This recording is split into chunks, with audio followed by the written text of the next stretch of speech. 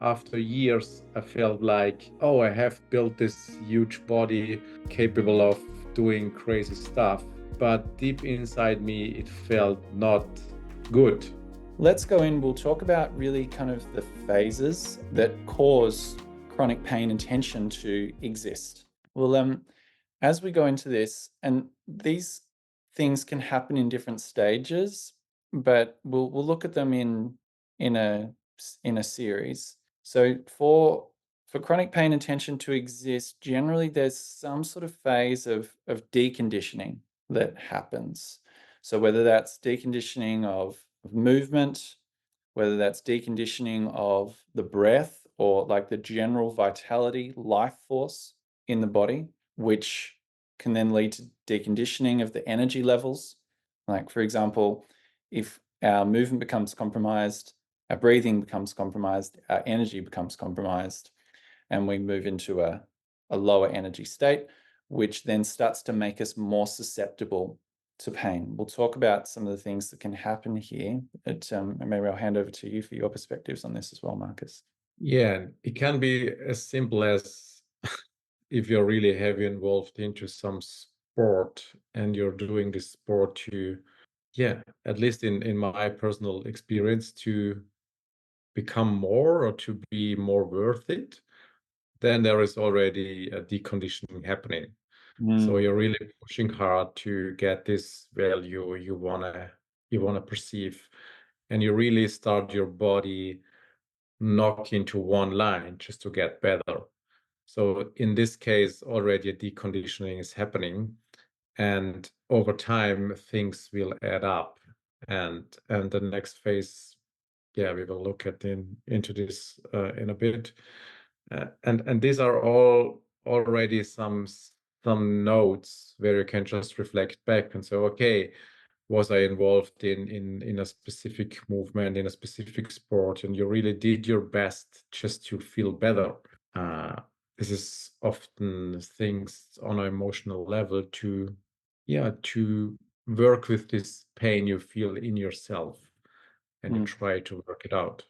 Yeah, I can really relate to that. And I think it's good to highlight because this deconditioning phase can happen in two parts. It can happen either like due to inactivity or like overactivity on it, like a very specific pathway. And like in the case of sports, it's like we, you know, it's a funny thing of you'll feel like you're getting fitter and all of the things because of the sport, but often what's happening is you're getting hyper conditioned in a very specific series of patterns, which Yeah.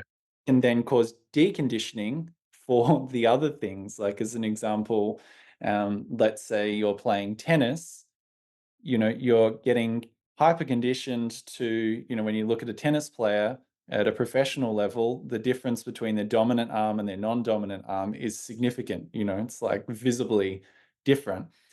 And so they're really conditioned on one side, and because then developing that pattern over and over then can start to develop problems either from overuse of that area, and then they've got underuse of another area. So this is kind of some of the things that we can mean as well with the deconditioning of it's taking the system out of balance because we're hyper focusing on something. And I think that that's really useful. And there can often be those emotional drivers. Like, I can relate to that as well, of always pushing myself in my sports to achieve and accomplish. And like, even if I had injuries, I would always be trying to get back into the sport as fast as I could, not fully recovering, because my achievement, my feeling of wanting to achieve and to be valued was higher than actually my connection with my body. And like, really, because that wasn't as fun and it wasn't as validating. It didn't give me all those feel good hormones and all of that sort of stuff. So I wanted to get back to that as fast as I could. And so I overrode my body and then continued to reinforce that deconditioning. So Yeah, I can relate to that. yeah. It was the worst day when I woke up and my body was giving me signs of a slightly infection. And so, oh fuck, my training plan is not working out now. It was the worst thing I experienced in those days. Like, oh fuck, I have to train. Yeah. So then it can build up, and then it's like the moment, like you might have a series of smaller injuries, and then we can have a bigger moment where it's like, oh, it's actually can be a traumatic experience of I then got this pain and it really stops me in my tracks. And, Yeah. for me, that was when I had my initial spinal injury that uncovered an underlying scoliosis that wasn't diagnosed, that I was living with before. But then here I am, like overtraining for years, depleting the life force in my body, thinking I'm getting bigger, faster, stronger, all of that sort of stuff. It's building up, building up, building up. I'm unaware of what's going on. And then I go push myself. And then the final straw that broke my back, was doing lifting a tire, pushing myself. And then that's when the acute injury happened that exposed the underlying imbalances that were there in my body that I previously wasn't aware of. Yeah. And for me, it were more like little things which happens from time to time. There were one or two things which kept repeating, like tonsillitis was one of my favorite sign of the body, telling me, okay, something is not working out. And yeah, chronic tensions in especially in my right shoulder, in my neck, in my thoracic spine. But I just pushed this away in a way of, oh, it's not that important. It's just like if I'm trained hard, there will be some deficits happening. This was my excuse. Mm. And I was just constantly ignoring it of, yeah, that's okay. I just want to go in this direction and my body will just follow. And those things added up, added up, added up. Mm. Uh, and this was more a subtle feeling where after years I felt like, oh, I have built this huge body capable of doing crazy stuff. But deep inside me, it felt not good. It appeared good. Also, my fitness tests were good, more more than normal people can do, but the feeling was totally different. This is when I started to ask different questions. Yeah. Mm. So yeah, we can then have those either like bigger experiences or accumulated acute experiences of pain. Now, the longer this happens, then the more pain can start to be held in the body because we can then start to develop these protective mechanisms. And so this can be, say as an example, I rolled my left ankle a lot as a kid. And so then unconsciously, I then learned to favor my right side. So I'd had a lot of acute things, and I found ways on how I could go around it to compensate. This is an example of a physical protective mechanism because I started to experience whenever I went into that area, I felt unstable. I felt like I was going to roll it again. And then the memory, the experience of that pain then came up, didn't want to go through that. So then it's kind of like a bypassing process of how can I keep moving forward without re-aggravating that experience? But then I wasn't aware of that. And so I kept then going forward with this protective mechanism in place. And then that started to develop into some bigger issues, which then, I'm not, there's a low level of discomfort or avoidance, aversion from really sinking weight into that side of my body. Then the hip gets affected, the knee gets affected, my back gets affected, and on up the chain it went. And so then I only started to really experience the pain was when it would start to move into my hip and my back, like at a chronic level. And so, but it stemmed all the way down to those early experiences, those acute experiences of like rolling my ankle repeatedly. So, this is just an example of how protective mechanisms can form. They can also be emotional, like you have an emotional experience as a result. And after you essentially like were overwhelmed. You didn't know how to handle it, didn't know how to cope with it. That emotion gets so much that then you learn ways on how to disconnect from it, to suppress it, to numb it. But because it's overwhelmed the system, it still remains there. The energy of it gets stuck in the body.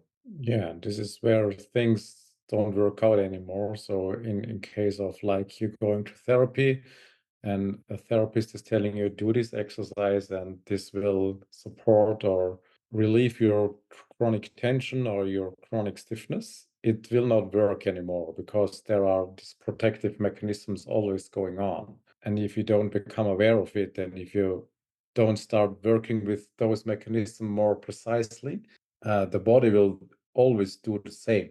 So you add a load or you go into this movement, the body will instantaneously do this protective mechanism all the time. Mm. And this is where you start going in the loop. Even if you start to change things on the outside, changing modality, changing the exercise, changing the weight, changing the time under tension or whatever, the body will always go into protective mechanism. Yeah, yeah. And if we don't address that, it's like adding, because often like it's a common thing for me, and I notice this particularly in the West, is like we're very achievement oriented. And so then we bring that achievement orientation into everything that we do. Yeah. And Yes. and then because it's humbling when the body is going through a challenge, when it is deconditioned, because you want to keep having that feeling of achievement. And so then you do the things that you're used to and you treat that compromised area of the body or that experience, but you essentially just add intensity to it to try and fix it. And that amplifies it because it's too much intensity coming into it. Like I continue to use this analogy of like trying to force a flower to open, like Yeah. when the body has gone through things, pains and all that, so where it started to develop these protective mechanisms. And then we're coming in like, open up with this exercise, like it needs to, we can't like use the same mindset that got us in that place to get out. It's like Einstein said, we cannot solve the problem at the same level of consciousness at which it was created. Yeah. You need to be able to see, oh, I am actually suffering. I'm afraid.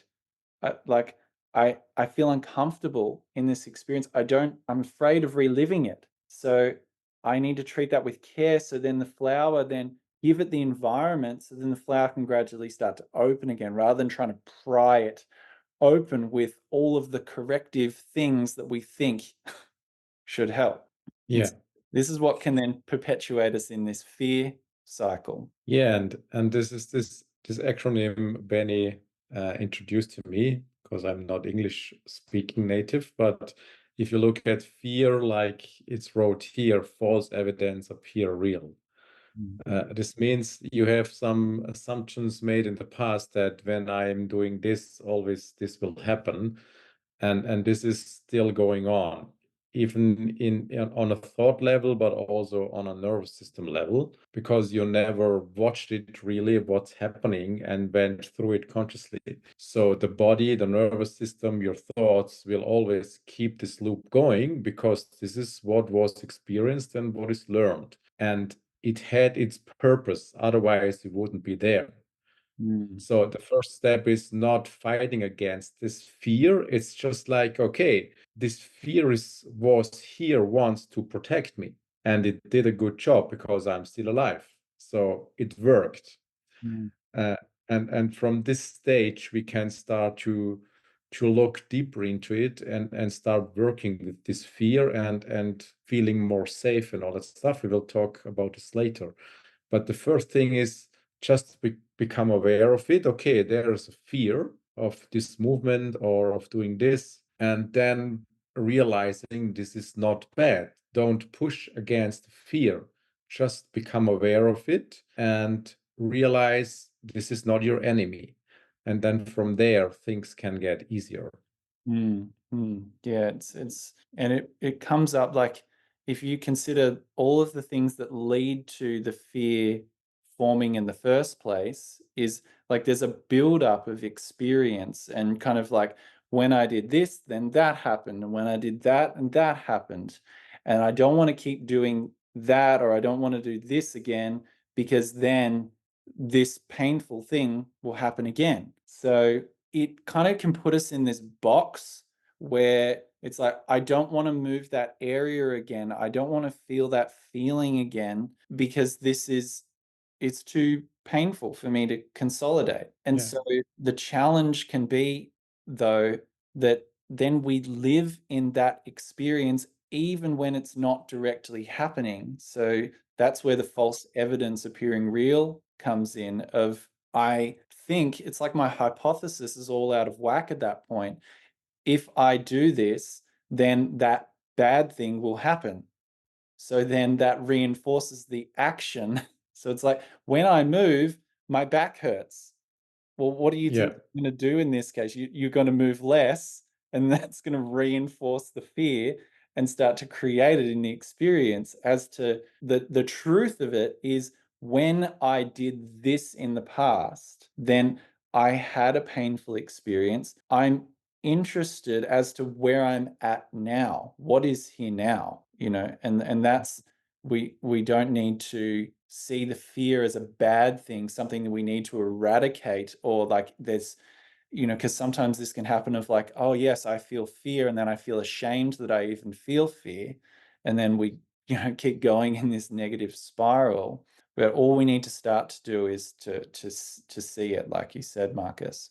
And Yeah. so that can then pull us into this experience of hypersensitization, where then every sensation, every emotion, every feeling can then trigger the fear, and then pull us back into these negative experiences, which then, like, it's like an animal that's under threat continually. Like it doesn't want to like do anything, and like this is how we can get stuck, and just like the smallest, and you start to then continue to build negative evidence of like, well, now I can't do this, I can't do that, I can't go out with my friends and sit for a prolonged period at dinner because that's going to give me back pain, I can't work, I can't have fun, I can't play with the kids. Like, you really can get pulled into all of this. And so this hypersensitization is a real thing, and there's a physiological thing that's happening as well. As physiological process is happening that causes us to be hypersensitized, which is when the life force in the body, so like the breath, gets compromised, then the waste products in the body build up, particularly carbon dioxide. Now this biologically starts to then make the body more acidic. When the body's more acidic, then the nerves start to kind of essentially like do this and become like more receptive and sensitized to pain. So it's sort of like we're very much in that kind of closed fear, and it's a wonderful protective mechanism actually, because it's like when you're in a compromised state, when you're in a weakened state, you need to become hyper attuned to threats to protect yourself. And so it's like and this is happening inside us. And so, but physiologically, like the nerves are like in a very hypersensitized state. So it's like, it's not just a mental problem at that point, it's a physiological thing happening in your nervous system, that's because all of this life force has dropped down and the environment's more acidic. And so we'll talk more about kind of how we can reverse this as we go into it. But all of that then kind of leads us into, you're going to move less, you know? Yeah. Yeah. And it starts often in the morning, that the first thing your mind is scanning, okay, where is the pain today? You're not looking for anything else. Just like, okay, where does my body hurt today? And you just look only for pain and for what is not working. Yeah. And so you start your day, and so you end your day. And as Benny mentioned before, your evidence that there is pain and you're not able to move and everything is not working out, this will accumulate, accumulate, accumulate. And your reality of chronic pain and tension will get just stronger and stronger and stronger, just because of this hypersensitization and not moving anymore, because not moving is also not the solution. The body needs movement to heal. Otherwise, it will not work out. Even if this movement is just breathing consciously, this is already movement happening in the body. You need some conscious movement, otherwise the system will be stuck forever. Yeah, I think that's a really good point of really this next bit. So like that's how it gets stuck, right? If you Yeah. can put all of that, and you hopefully can start to see, no matter where you're at, some of the things that maybe you can relate to these experiences and see that there's nothing wrong with you. See that like these things build up over time. And this is why it's not just then as simple of like you can exercise your way out of it.